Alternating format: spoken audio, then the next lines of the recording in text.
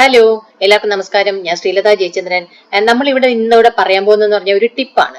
Okay, അതായത് നമ്മളിപ്പോൾ ഒരു സ്ട്രിങ്ങിനകത്ത് കുറെ ന്യൂമറിക് ഡാറ്റയാണ് സ്റ്റോർ ചെയ്തിരിക്കുന്നത്. അതായത് കുറെ ഡിജിറ്റ്സ് ആണ് നമ്മൾ സ്റ്റോർ ചെയ്തിരിക്കുന്നതെങ്കിൽ നമുക്ക് അതിൽ നിന്ന് കുറച്ച് ഡിജിറ്റ്സ് എക്സ്ട്രാക്ട് ചെയ്തിട്ട് എന്തെങ്കിലും കാൽക്കുലേഷൻ ചെയ്യണം എന്നുണ്ടെങ്കിൽ അത് കറക്റ്റായിട്ട് നമുക്ക് ഡയറക്റ്റ് ആയിട്ട് ചെയ്യാനൊക്കില്ല. കാരണം നമ്മളൊരു സ്ട്രിങ്ങിനകത്തുനിന്ന് അല്ലെങ്കിൽ ഒരു ക്യാരക്ടർ അറിയിക്കാത്തുനിന്ന് ഒരു ഡിജിറ്റ് എക്സ്ട്രാക്ട് ചെയ്ത് വരുന്ന സമയത്ത് അതൊരു ക്യാരക്ടറായിട്ട് എടുക്കും. മനസ്സിലായോ?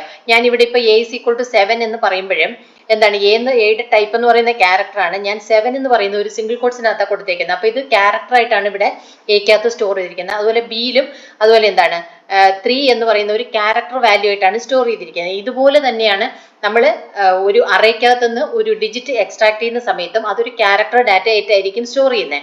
ഓക്കെ, ഇവിടെ ഞാനിപ്പോൾ പറഞ്ഞിരിക്കുന്നതെന്ന് പറഞ്ഞാൽ സി എന്ന് പറയുന്ന ഒരു ഇൻറ്റിജർ വേരിയബിളിലോട്ട് എയും ബിയും കൂടെ ആഡ് ചെയ്താൽ എങ്ങനെയായിരിക്കും വരിക? എയും ബിയും കൂടെ ആഡ് ചെയ്യുമ്പോൾ എ എന്ന് പറയുന്നതിൽ സ്റ്റോർ ചെയ്തിരിക്കുന്ന 7 എന്ന് പറയുന്ന ക്യാരക്ടർ ഡാറ്റയും അതുപോലെ ബി എന്ന് പറയുന്ന ക്യാരക്ടർ വേരിയബിളിനകത്ത് സ്റ്റോർ ചെയ്തിരിക്കുന്ന 3 എന്ന് പറയുന്ന ക്യാരക്ടർ ഡാറ്റയുമാണ്. ഓക്കെ, അപ്പൊ ഇത് രണ്ടും കൂടെ സം ചെയ്യുമ്പോൾ 7 + 3 10 അല്ല നമുക്ക് കിട്ടുന്നത്. 7ന്റെ ആസ്കി വാല്യൂ എന്ന് പറയുന്നത് 55ഉം 3യുടെ ആസ്കി വാല്യൂ എന്ന് പറയുന്നത് എത്രയാണ്? 51ഉമാണ്. അപ്പൊ ഇത് രണ്ടും കൂടെ സം ചെയ്ത ഒരു റിസൾട്ട് ആയിരിക്കും നമുക്ക് ഇവിടെ സിയില് കിട്ടുക. ഓക്കെ, നമ്മൾ അവിടെ പ്രിന്റ് ചെയ്ത് കഴിയുമ്പോൾ 55 + 51 അതിന്റെ റിസൾട്ട് ആണ്. അതായത് 106 ആയിരിക്കും ഇവിടെ പ്രിന്റ് ചെയ്ത് കാണിക്കുക. ഓക്കെ, അതേസമയം എനിക്ക് 7 + 3 ന്യൂമറിക് ആയിട്ട് തന്നെ ആഡ് ചെയ്ത് അവിടെ 10 ആണ് നമുക്ക് റിസൾട്ട് കിട്ടേണ്ടത് എങ്കിൽ നമ്മൾ ചെയ്യേണ്ടത് എന്താണെന്ന് വെച്ചാൽ ഞാനിവിടെ DAയും DB എന്ന് പറഞ്ഞ രണ്ട് ഇൻറ്റിജർ വേരിയബിൾ ഡിക്ലെയർ ചെയ്തിട്ട് അതിനകത്തോട്ട് ചെയ്തിരിക്കുന്ന ഈ ആദ്യത്തെ വാല്യൂ, അതായത് അല്ലെ എ എന്ന് പറയുന്ന പിന്നെ വേരിയബിൾ മൈനസ് ക്യാരക്ടർ ഓഫ് 0 കൊടുക്കുക.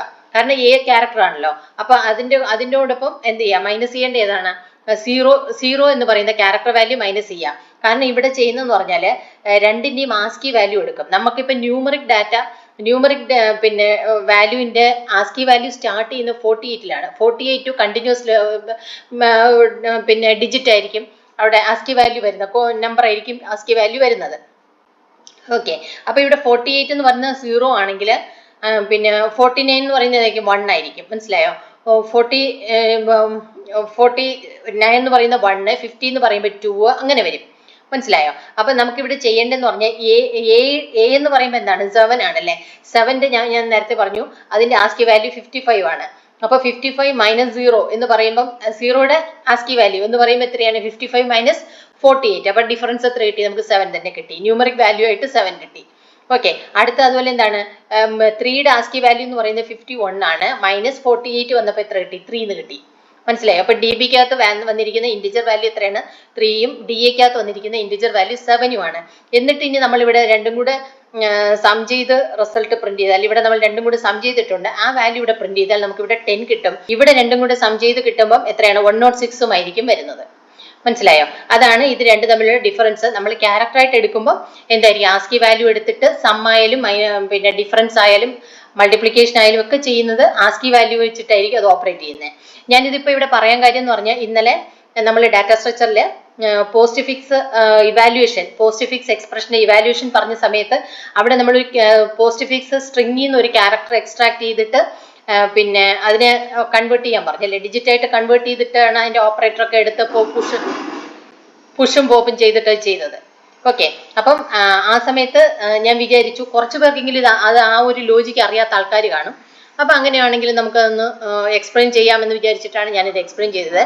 അപ്പൊ ഞാൻ ഈ പറഞ്ഞ കാര്യം എല്ലാവർക്കും മനസ്സിലായി കാണും തന്നെയാണ് ഞാൻ വിചാരിക്കുന്നത്. അപ്പൊ വീഡിയോ കാണുന്നവരെല്ലാം മറക്കാതെ ചെയ്യുക, ഒന്ന് സപ്പോർട്ട് ചെയ്യുക. ഓക്കെ, സബ്സ്ക്രൈബ് ചെയ്യുക, അതുപോലെ ലൈക്ക് ചെയ്യാനും ഷെയർ ചെയ്യാനും മറന്നു പോരുത്. നിങ്ങൾക്ക് മനസ്സിലായോ ഇല്ലയോ എന്നുള്ളത് ഒന്ന് കമന്റിലൂടെ അറിയിക്കുക. ഓക്കെ, നമുക്ക് പുതിയൊരു വീഡിയോ ആയിട്ട് വീണ്ടും കാണാം. Okay, by.